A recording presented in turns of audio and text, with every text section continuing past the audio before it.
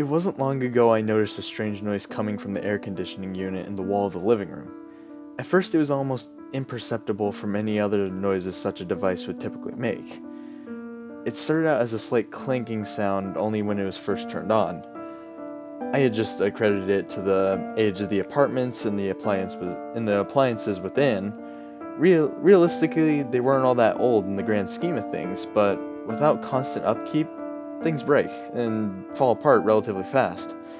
Everything in the place at least made some kind of noise. The washing machine shook, the dishwasher sounded like a jet engine taking off, and the fridge would kick on every few minutes and hum so loudly I'd have to turn the television up just to hear anything. So you can now see that it wasn't such a big deal for the air conditioner to rattle just a little bit. So I put it to the back of my mind as just something that comes with age. That was until it started making it more and more often. I first noticed it when I turned it on, and the rattling didn't just go away after a second or two. I had better tell the landlord some maintenance can come and fix this, I thought. After about a minute, it once again stopped, and the thought faded into memory. A few weeks passed, and I began to notice other strange occurrences. Scratching in the walls, the electricity flickering in and out, the occasional thump in the night. Again, things that could all happen due to age of the wiring. Maybe a mouse had gotten into walls, or a noisy new neighbor had moved in. All pretty explainable. So, besides, I worked a lot and I really didn't have a lot of free time to do much, so it didn't bother me. When things started to go missing in my tiny one-bedroom apartment, I started to worry. I hadn't been home for what felt like a couple of weeks. Between work and friends, I was barely there at all. Besides to sleep and bathe, that is. I figured I should go through and search the place and see where my things could have gone. TV remote, a calculator, several pairs of socks, and one shoe were apparently misplaced. So I went through room to room, which is really only 4 rooms, and searched high and low to find my things, and as I did this, I noticed more and more small, ineffectual things were also missing. Strange, I thought. Where could these things have gone?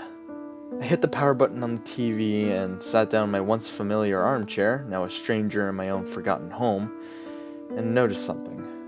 The TV wasn't on.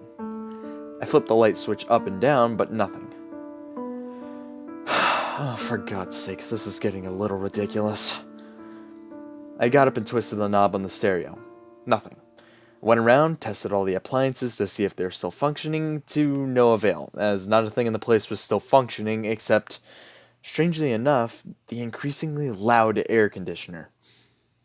It came on with a loud rattle and ran that way for several minutes until it sparked. I heard a loud pop, and then it too died. Great. Just great.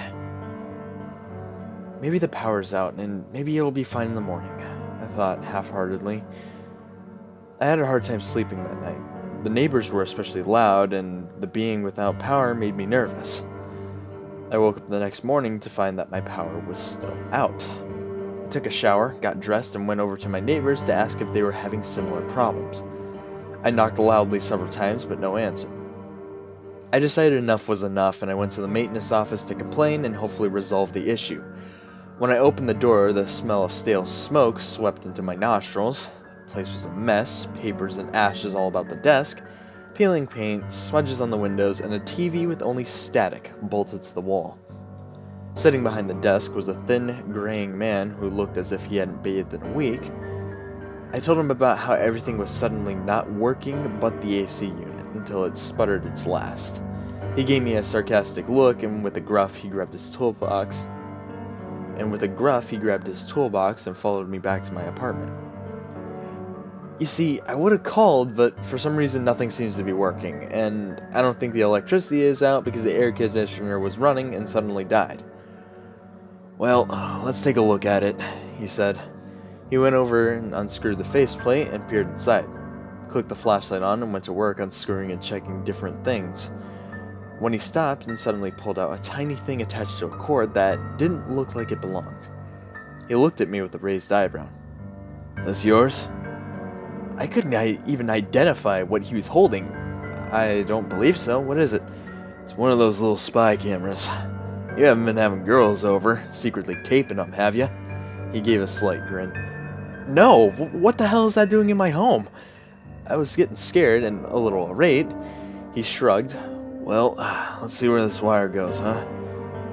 He followed the wire with his hand and stopped to look inside. There's a little hole in here. It goes into the wall. He pulled out his hammer and got to work taking chunks out of the drywall and following the cord. I was freaking out. Who put that there? Was this dirty old man watching me? Are there more of those? All of these things went through my head as I watched him work. Well, that explains it, he said under his breath. What? What is it? I exclaimed. Looks like somebody rewired your outlets over here. He backed away to show me what he was seeing. But why?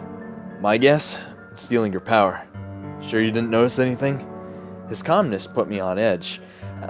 I thought back to the old noises in my walls. The thumping, the flickering lights. What had once seemed like such a normal thing had my heart racing. I noticed a few things here and there, but I haven't been here a lot lately. I thought it was just an old place.